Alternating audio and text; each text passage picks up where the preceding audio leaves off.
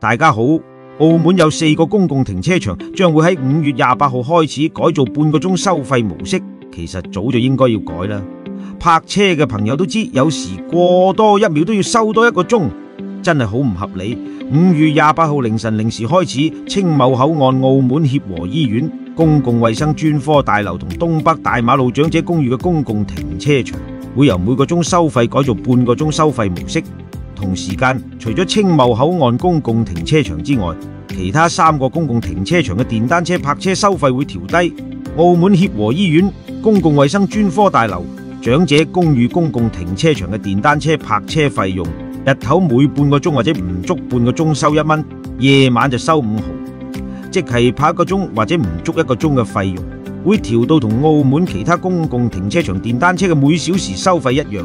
希望呢個改善方案可以推廣到所有公共停車場啦。對於呢件事，你哋有咩睇法呢？今次講到呢度，下次再同大家傾。多謝晒。